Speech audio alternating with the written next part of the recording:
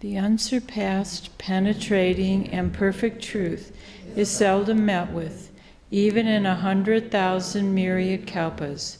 Now we can see and hear it. We can remember and accept it. I vow to make the Buddha's truth one with myself. Homage to the Buddha, homage to the Dharma, homage to the Sangha. So I would like to talk about the Paramita of patience, how it can help us in our daily training and also with what is going on in our country and in our world. Reverend Master Serena gave a lovely Dharma talk several weeks ago about the 6 Paramitas as described by Norman Fisher in his book, The World Could Be Otherwise. The 6 Paramitas are also known as the 6 perfections. They are the practices of bodhisattvas. And those of us who are doing this practice are bodhisattvas in training. So the 6 perfections are generosity, precepts, patience, joyful effort, meditation, and wisdom. And I borrowed Reverend Serena's book and I started reading it, and when I got to the Paramita of patience, I thought that's what I want to talk about in my Dharma talk. The practice of patience is so very important and permeates all aspects of our lives. And this is what Norman Fisher says at the beginning of his chapter on patience. And the world could be otherwise.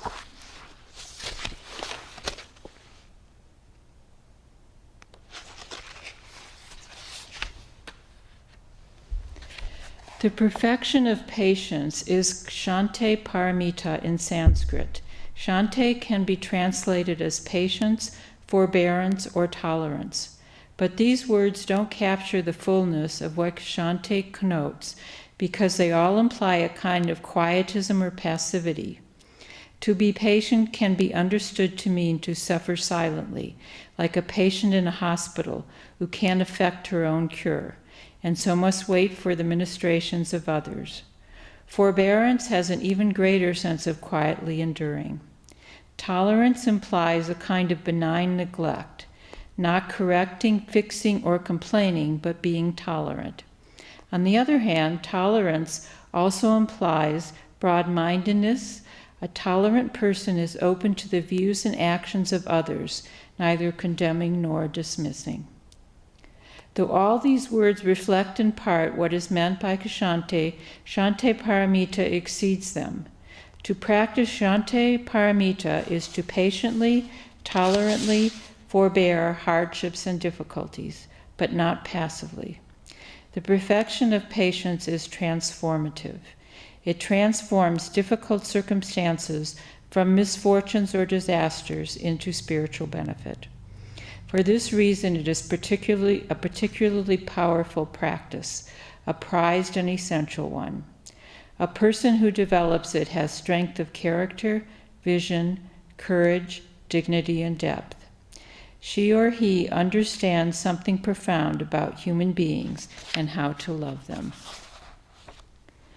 Patience is the most important of all the bodhisattva practices, because without it, all the others will eventually fail. It is easy enough to practice meditation, generosity, ethical conduct, and other wonderful practices when things are going smoothly. But when things fall apart, as they inevitably do from time to time, we revert to old patterns. Over the years, many people have told me they regret that they haven't been tending to their spiritual practice lately, but they can't right now. They're having some personal setbacks, and will get back to their practice as soon as things clear up. What they haven't understood is that difficult times are the most fruitful time for spiritual practice, because they are exactly when the practice of patience comes most into play. When things get tough, you should intensify rather than set aside your practice.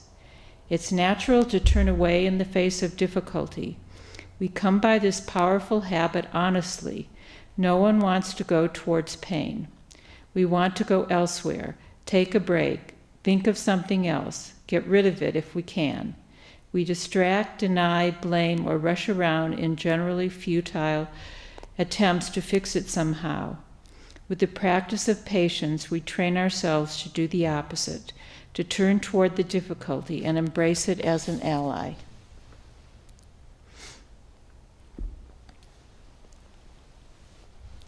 So the first thing he talks about in regard to patience in his book is not turning away from difficulties.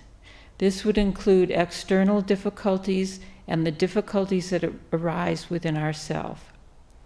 It takes patience and faith to face the unknown. The difficulties can force us to look deeper within ourselves and find our true refuge. Because often during difficult times, what we normally take refuge in are kind of pulled out from under us, and we have to face the unknown. And all external things we take refuge in do not bring us true peace of heart. They are empty. They are just things that arise and pass.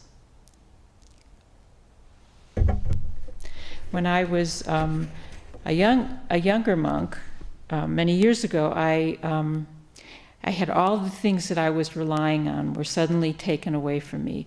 I was the infirmarian then, and suddenly someone else was the infirmarian. My dog that I loved deeply died, and one of the monks I used to depend on left the monastery, and there I was with all my things kind of stripped away from me. And so I asked Rev Master Ji if I could do a retreat, and that really helped me. So I can say from experience that when things are taken away from you, you can look deeper within yourself, and it may actually force you to look within yourself when you may not have done it if things were going smoothly. It takes patience to do this training, to keep up our meditation practice day after day. We generally come to this practice to find something: peace, enlightenment, an end to suffering, etc. And we find out that we can't force these things to happen. As we all know, meditation isn't always peaceful. We want something, but instead of trying to get it, we have to let go of it. We have to let go of everything, let go of selfishness. The self wants something, and what we need to do is let go of the self and do the training anyway, and patiently go on, not knowing what the results will be. We don't know if we will find what we came to this practice looking for, but as we continue to do the training, we know that it's the right thing to do. It feels right inside, and it helps us to be at peace with ourselves and the world. Sometimes there are insights, brightness, clarity, peace, etc. And this encourages us to keep on going and deepen our practice. And sometimes we go through a long, arid period, which can be very, very difficult. And yet we know we need to keep on going in the dark. If we don't, we increase our suffering. Another aspect of training with patience is being patient with our karmic tendencies, our old habits that we follow over and over again. The karmic habits we have, our opinions and views, can be deeply entrenched, and we need to just keep patiently training with loving kindness towards ourselves. We also need to be patient when we think how slow our training is. And I'd like to quote from Venerable Sheng Yen, who is very famous Chan master. And this is what he says in his section of patience in one of his books about the 6 Paramitas. By its nature, perfecting patience is a long process. I once encouraged an overweight person to engage in more meditation and exercise. 2 weeks later, he returned and said that he had followed my advice but had not lost much weight. Besides, he was getting tired of the routine. I countered that I had been a monk for several decades without feeling I had made any progress. Nevertheless, I had to be patient and continue to fulfill my vows as a monk. I told him that he should also be patient and continue to practice. The ability to endure, to have forbearance, is integral to living. Without it, we cannot accomplish anything. To practice patience is to integrate it into our daily lives, our careers, our studies, and so on. These all require various degrees of patience, without which it would be very difficult to maintain a basic sense of humanity and to have harmony with others. In one of the sutras, Shakyamuni Buddha said that patience is the greatest wealth, and without it he would not have attained Buddhahood.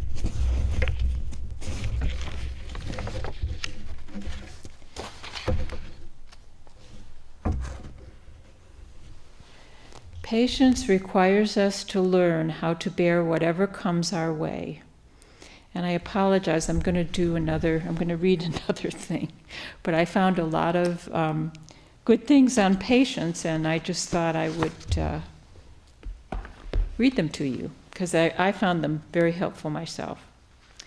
So this is an article by Reverend Master Fuden in a 2001 journal, and I'm going to read you the first few paragraphs of what he says. I love the Buddha's teaching on patient endurance, and I bow to the many beings who have been so kind as to point out its great importance in the midst of the difficulties of my life. Of all bodhisattvas, there is one who has brought this precious teaching closest to my heart, and that is the one who, appearing in so many different guises, has presented me with the most difficult circumstances in life. Great compassion, with most unreasonable-looking features. It is this bodhisattva who, every time I am getting set in my ways, urges me to look more deeply and not set my heart on that which in the end stifles the promptings of the Buddha. That which points us deeper in training will time and time again show us the way if we allow it to do so.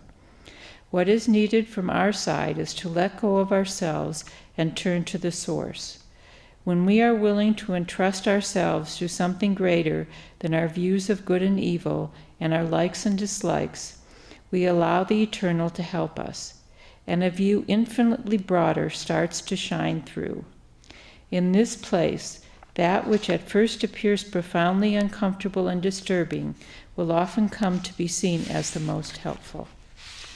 Patient endurance is in essence to forbear from acting on that which tends to cause anger, resentment, and the like in us, as well as distress. This means, for example, we have forbearance when harm is inflicted on us by others, the suffering that comes to us as karmic consequence, and the difficulties we go through in spiritual training. How do we endure these things?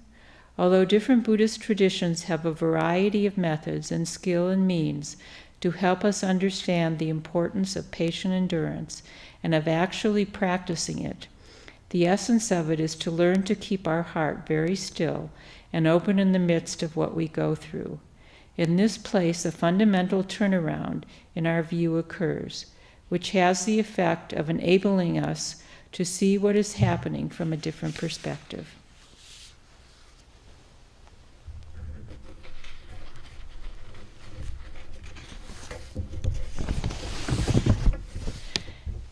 I found Reverend Koda very kindly gave me an article called Real Patience by Ajahn Susito. And I'm just going to read you one little bit of it, what it means to be patient, how to patiently endure. The practice of patience means bearing with dukkha, suffering, without the expectation that it will go away. In its perfection, patient means giving up any kind of deadline, so the mind is serene and equanimous. But if the patience isn't pure yet, and it takes time to develop patience, the mind still feels pushy or defensive. Impure patience says, just hold on and eventually things will get better. I'll get my own way in the end if I'm patient enough. This approach can temporarily block or blunt the edge of suffering, but it doesn't deal with the resistance or the desire that is suffering's root. And I find this really helpful for myself because when something really uncomfortable comes up in me, I want to just be with it until it'll go and something positive will shine through. And what he's saying is we just have to be with it, and that's it. And it's actually kind of, it really helps to do that because you're not trying to make something happening. You're just being with what's right there.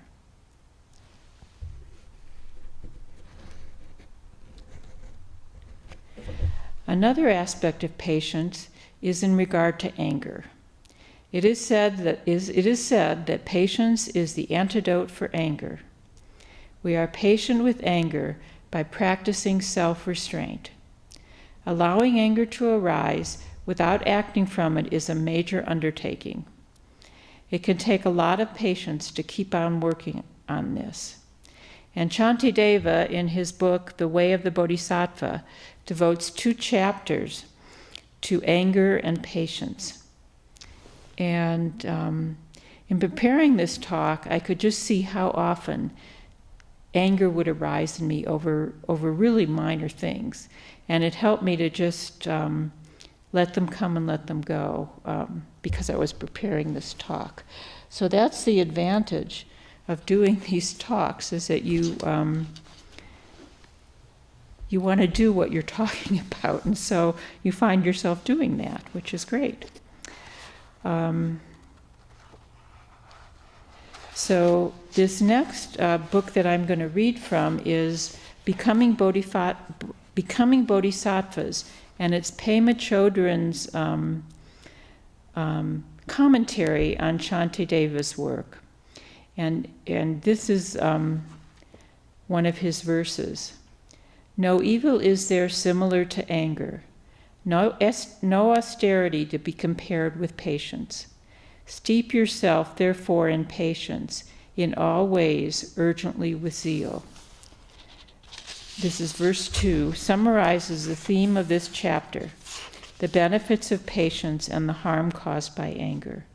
The underlying meaning of the word evil is to intentionally cause harm, to take pleasure in causing pain. And as Shantideva says, no evil is there similar to anger, because striking out in anger can become a habitual response to stress and discomfort. Shantideva passionately encourages us to unwind this old habit rather than continue to strengthen it.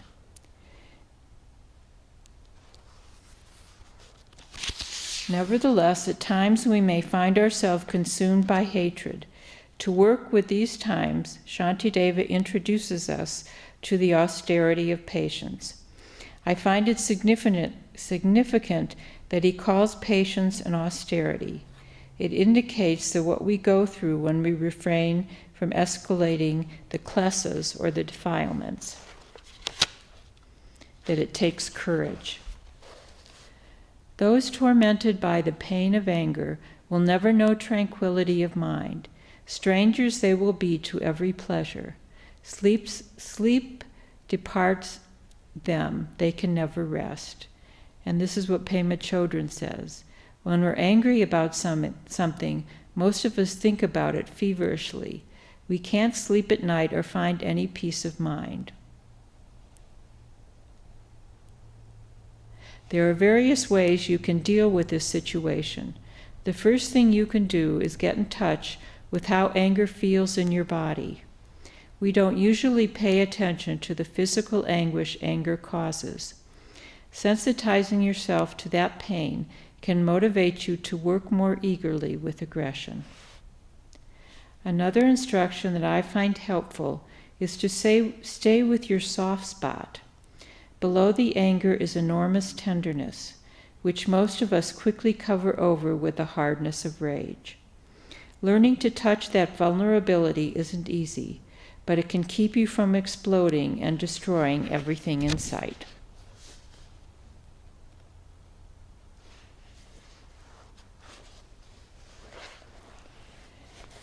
The next part I'm going to read is training with small things, small cares that bother us.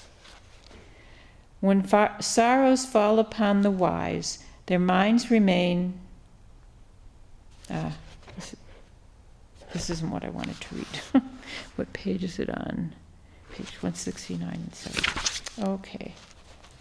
There's nothing that does not grow light through habit and familiarity. Putting up with little cares, I'll train myself to bear with great adversity. And this is what Pema Chodron says. Now he gives teachings on staying present with even the greatest misery. Because it's almost impossible to start training in times of great adversity, we're instructed to start with little cares. Being patient with slight irritations and annoyances prepares us to remain calm when challenges increase. Likewise, becoming familiar with the initial restlessness of impatience and milder forms of anger prepares us to relate wisely when klesas intensify, when the defilements, greed, hate, and delusion. I don't know how to pronounce this name, it's a Tibetan name. Jongstar Khyentse calls our minor inconveniences bourgeois suffering. We could practice patience when we arrive at our favorite restaurant and it's closed, or when we reserve an aisle seat on the airplane and end up in the middle. In the next two verses, we're advised not to fret about the bourgeois suffering of insect bites, hunger pangs, or the weather. Fretting will only aggravate our troubles until even little things seem like catastrophes. By practicing patience, we can learn to de-escalate negativity while it's relatively easy to do. And a couple of days ago, I'm preparing this talk, so I'm thinking about all these things. And I get back to my room, and my toilet is plugged up, and I need to plunge it. So I have to change gears and do that instead of something that I wanted to do. And I could see myself getting irritated, and I thought, this is something really minor.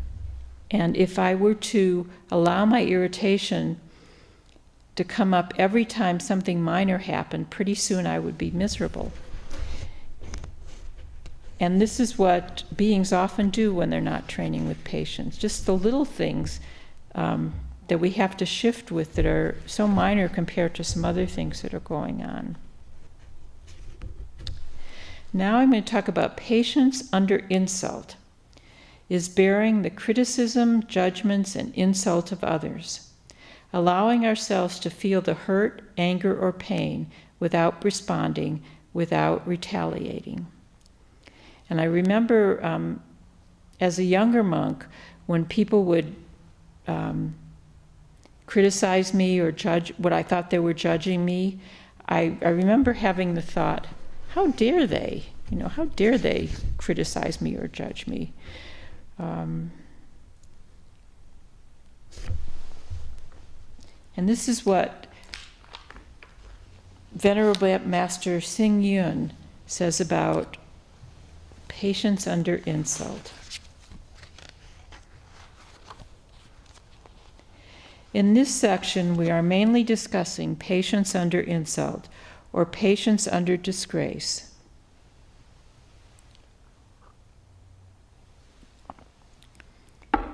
Because insult and disgrace are the most difficult assaults most of us ever have to endure. Since we are all social beings, we all feel the sting of disgrace or the slap of insult more sharply than anything else. Hunger, fatigue, hard work, even illness and loss are generally easier for most people to bear than ridicule, disgrace, or insult. The Buddha was very wise, and that is why he went straight to the heart of the matter in his discussions of patience. Being patient can be compared to accepting a burden, to recognizing a truth, to managing something, to sacrificing something. to making a resolution, to being courageous, to being fearless, or to being wise. Each of us will understand patience in our own way. This is because none of us needs to be patient, except insofar as we have a false sense of self that feels a need to endure something it doesn't like. Bodhisattvas have no need of patience. Advanced practitioners enjoy insults since they provide an excellent chance to learn and improve. Some people want to fight when they are insulted. Others want to cry. Others want to justify themselves. The responses are many, the cause is but one. The illusion of self has been stimulated to defend itself against a well-aimed attack. The cure is to understand that there is nothing to be attacked and there is no attack. Both of them are empty. You cannot feel insulted unless you are deluded. All anger is an illusion. To understand this is to understand the highest form of patience. At its highest level, patience is just another word for wisdom.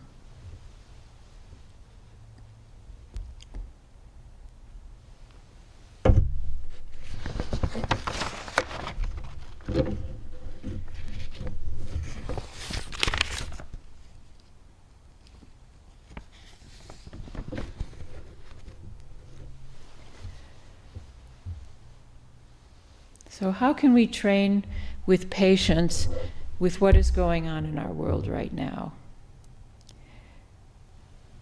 We need to be very careful about letting ourselves get angry or overwhelmed with worry, fear, or grief. We need to keep coming back to being still and allowing ourselves to feel these things and not to hold on to them. And for myself, I find what is helpful, because all these things can happen to me, is to be still and mindful when I look at the news and be very careful not to be drawn into it, to offer merit and loving kindness to all beings, which sometimes I have to admit I find difficult. There is a bigger picture than what we read or watch on the news.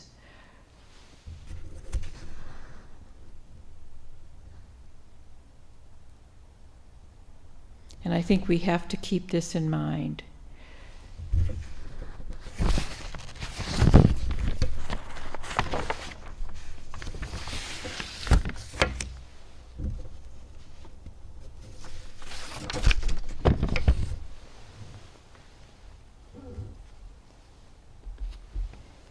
In the Book of Joy, which a number of us have read, with the discussions between the Dalai Lama and Desmond Tutu, someone asks the Dalai Lama a question. I have the utmost respect for you and your people and for your underlying message of kindness and forgiveness. Yet I wonder, can you forgive China for all of the harm and pain they have caused you and your people? Do they deserve it? And I found this very fitting for what's going on in our world right now. The Dalai Lama's hands were pressed together as if in prayer as he began. The other day I mentioned the 10th of May 2008, when spontaneous protests began in Tibet. I deliberately tried to keep compassion and a sense of concern for the Chinese hardliners. I tried to take their anger, their fear into myself and give them my love, my forgiveness. This is our practice of taking and giving, of Tonglen. It was really very helpful to keep my mind calm. In our struggle, we deliberately try to stop ourselves from developing anger or hatred.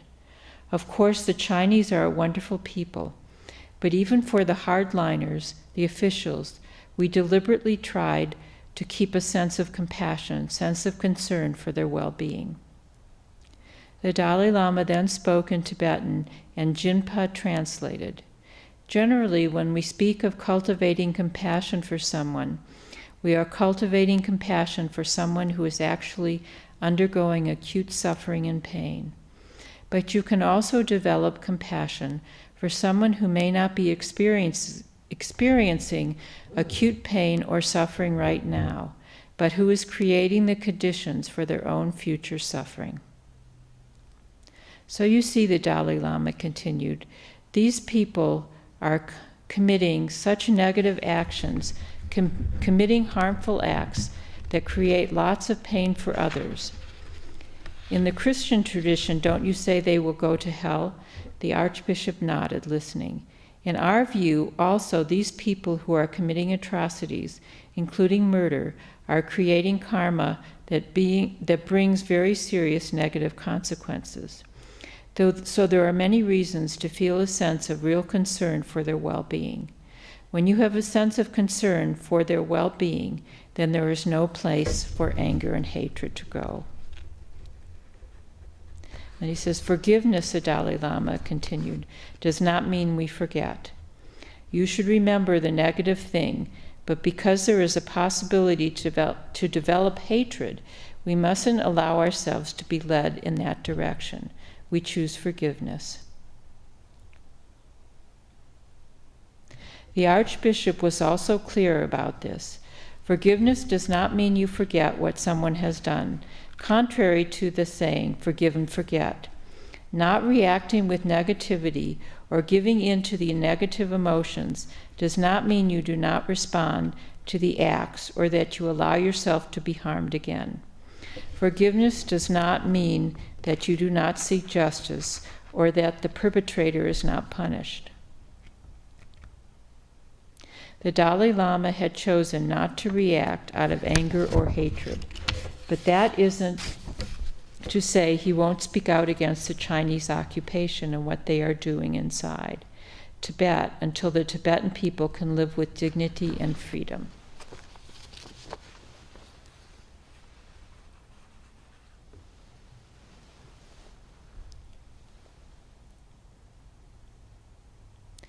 So my very last quote is from, I found it in the Book of Joy, and it's from a book by Julian of Norwich. And although this is in Christian terms, I think it's very fitting for what's going on this day and age. Deeds are done which appear so evil to us, and people suffer such terrible evils that it does not seem as though any good will ever come of them.